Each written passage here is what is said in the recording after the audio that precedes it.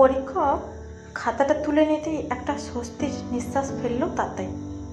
অবশেষে পরীক্ষাটা শেষ হলো। তবে বন্ধুদের সঙ্গে দেখা হবে না আগামী 15 দিন। তাই বন্ধুরা সব ডাকছিল আড্ডা দিতে, কিন্তু তাতাই জানে আড্ডা দেওয়ার সময় নেই তার। এটা সেটা বলে ওদের কাটিয়ে দিয়ে সেন্টার থেকে বেরিয়ে এলো সে। বাইরে বেশ শীত শীত করছে। মাফলারটা মাথায় বেঁধে হাঁটা লাগালো তাতাই। এই বিএড কোর্সটা যত বিরক্তিকর তার থেকেও দ্বিগুণ বিরক্তিকর ছিল এর পরীক্ষা। মাত্র 4 দিন পরীক্ষা, কিন্তু সেটাও এমন গ্যাপে গ্যাপে দেওয়ার কোনো মানে হয়? 2 দিন ছাড়া রুটিন পাল্টে পাল্টে পরীক্ষা 13 তারিখের জায়গায় শেষ হলো 21-এ।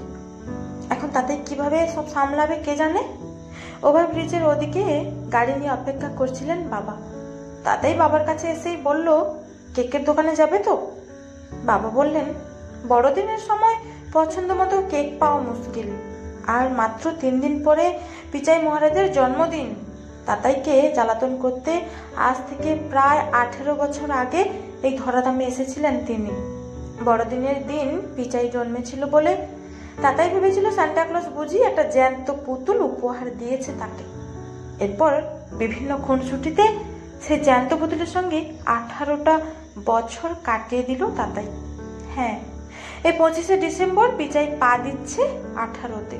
আইনত এবার সেই ছোট্ট জ্যান্ত পুতুলটা প্রাপ্ত বয়স্ক হয়ে যাবে। এমনিতেই বড়দিনের দিন জাতি ধর্ম নির্বিশেষে গোটা বিশ্ব মাতে আনন্দে। তার উপর পিচাইয়ের জন্মদিন হওয়ার কারণে তাতাইদের আনন্দ থাকে দ্বিগুণ। তবে দুর্ভাগ্যের বিষয় হলো, সেই যে 5 বছরে পিচাইয়ের জন্মদিন পালন হয়েছিল, তারপর থেকে কোনো না কোনো কারণে প্রত্যেক বছর ওর জন্মদিন ক্যান্সেল হয়ে যায়। বারবার এরকম হতে দেখে মা বাবা শেষে প্ল্যান করাই ছেড়ে দিয়েছেন কয়েক বছর। কিন্তু এবারের ব্যাপারটা আলাদা। এমনিতেই ভাইয়ের 18 হচ্ছে বলে তাতাইয়ের উৎসাহের অন্ত নেই। তার উপর সামনেই পিচাইয়ের উচ্চ মাধ্যমিক। বেচারা দিন রাত বইতে মুখ গুঁজে আছে, তাই তাকে একটু আনন্দ দেওয়ার জন্য জন্মদিনের আয়োজনটা জরুরি। এছাড়া আরও একটা কারণ অবশ্য আছে। গত বছর দাদুর মৃত্যুর পর থেকে তাতাইদের পরিবারটা কেমন যেন ঝিমিয়ে গেছে। ঠাম্মিও আজকাল সারাদিন বসে বসে জানালার বাইরে তাকিয়ে কি যেন দেখেন, কারোর সাথে কথা বলেন না, মেশেন না। তাই পিচাইয়ের জন্মদিনের বাহানায় ওদের পরিবারটা বহুদিন বাদে আবার হয়তো আগের মতোই আনন্দে মাততে পারবে, মন ভালো করতে পারবে অনেকটা। এই আশাতেও তাতাই জেদ ধরেছিল পিচাইয়ের জন্মদিন পালনের। সে বলেছিল সারপ্রাইজ পার্টি দেওয়া হবে ভাইকে। তবে মুখে বলা আর সত্যিকারের সারপ্রাইজ পার্টির পরিকল্পনা করার মধ্যে যে অনেক পার্থক্য রয়েছে, তা এই কদিন হাড়ে হাড়ে টের পাচ্ছে তাতাই। পরীক্ষাটা পিছিয়ে আরও গন্ডগোলটা হলো।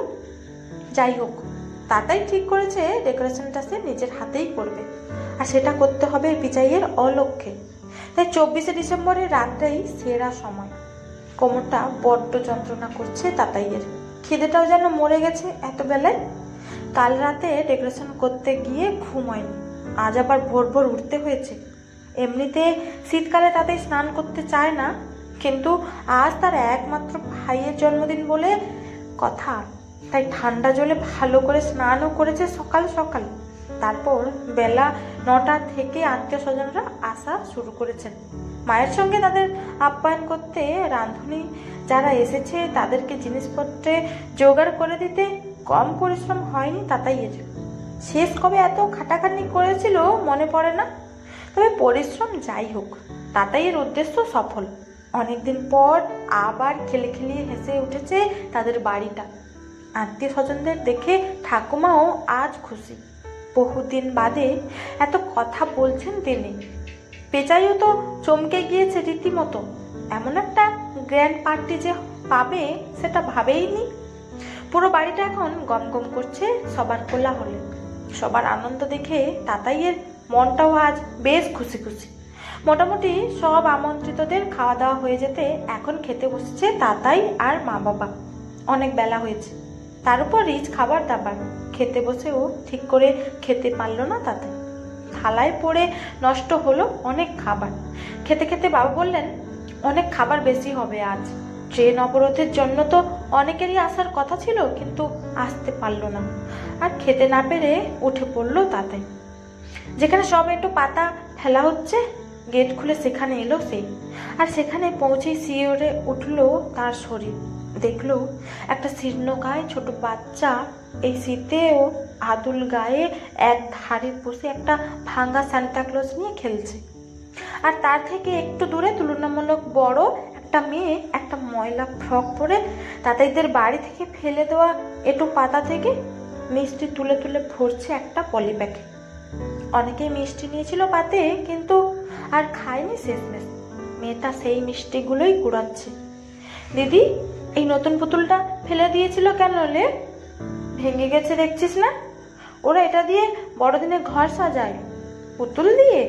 হ্যাঁ রে, এই পুতুলটার নাম শান্তা না কি জানো, ছোটদের বাচ্চাদের নাকি উপহার দেয় এই বুড়োটা। এই পুতুলটা উপহার দেয়? দূর, একটা সত্যি বুড়ো আছে। পুতুলটা তো সেই বুড়োটাকে দেখে বানানো। সত্যি? কাকে উপহার দেয় রে? জানি না, আমাদের তো কোনোদিনও দেয় না। শেষ কথাগুলো বিড়বিড় করে বলতে বলতে আবার পাতা সরিয়ে মিষ্টি তোলায় মন দিল মানু। ওগুলো তোলো না, ওগুলো তো নোংরা হয়ে গেছে। পাশ থেকে কথাটা ভেসে আসতেই ভ্রু কুচকে সেদিকে তাকালো মানু। দেখলো একটা বড় মেয়ে দাঁড়িয়ে আছে। মেয়েটাকে মানু দেখেছে অনেকবার। এই মেয়েটা ওই সামনের বাড়িটাতে থাকে। আজ তো মনে হয় ওদের বাড়িতেই কি অনুষ্ঠান ছিল, তার জন্যই এত পাতা ফেলেছে এখানে। যাহ বাবা, বেশ তো এক মনে মিষ্টি খুঁজে খুঁজে পলিথিনে ভরছিল মানু। সে পাড়ায় এক বাড়িতে বাসন মেজে এক ঠোঙা মুড়ি পেয়েছে। এবার সেই মিষ্টি নিয়ে সে আর ভাই খাবে ভেবেছিল। কিন্তু এই মেয়েটা এই ফেলা মিষ্টিও তুলতে দেবে না নাকি? আমি ফেলা মিষ্টি তুলতে তোমার কি গো? ঝাঁঝিয়ে বলল মানু। মানু দেখলো ও রুক্ষ প্রশ্নে খানিক ঘাবড়ে গেছে মেয়েটা। সেই জবে থেকে মা মরে গেছে মানু শিখেছে এরকম করে সবসময় জোর গলায় কথা বলতে হয়। ভালো মানুষ এসে থাকলেই লোকে সুযোগ নেবে। মেয়েটা কিছুক্ষণ মানুর মুখের দিকে তাকিয়ে থেকে বলল, এই মিষ্টিগুলো নোংরা, তাই বলছিলাম।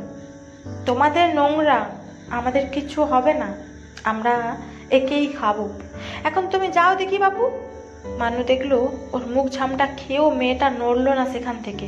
বিরক্ত হলো মানু। সে আবার মুখ তুলে বলল, কি হলোটা কি?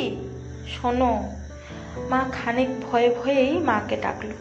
তাতাই। মায়ের সেই সবে খাওয়া শেষ হয়েছে। মা মুখ না তুলেই বললেন, কি রে? মা, এদেরকে এনেছি, দুটি খেতে দেবে?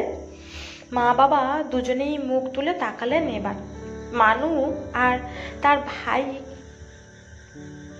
ভানুকে দেখে ভ্রুটা কুঁচকে গেল তাদের।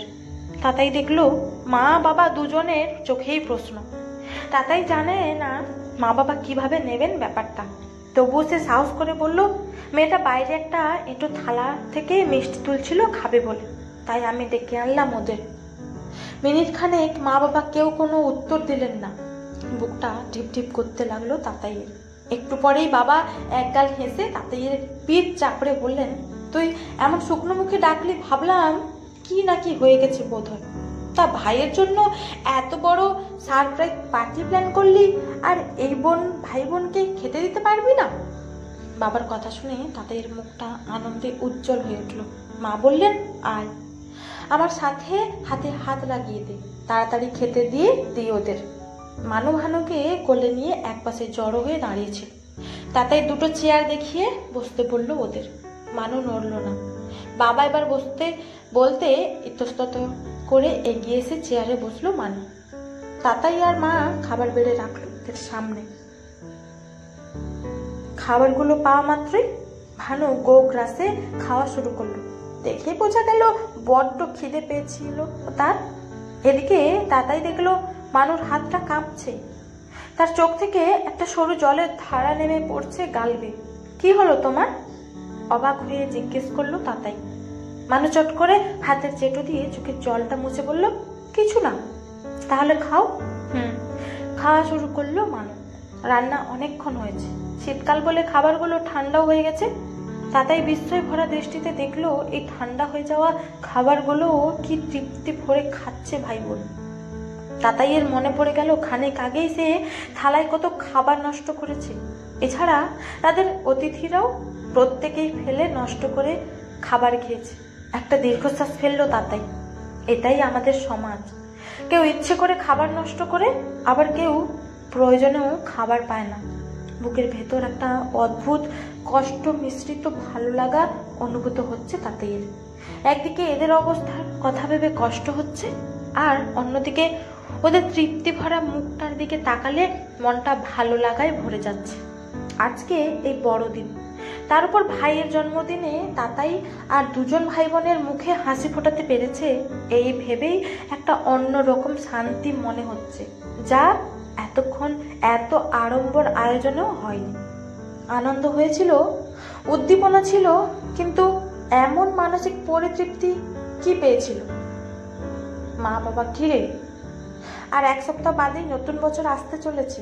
হ্যাঁ তো, এই নতুন বছরে আমি একটা সংকল্প নিতে চাই, তার জন্য তোমাদের অনুমতি নিতে চাই।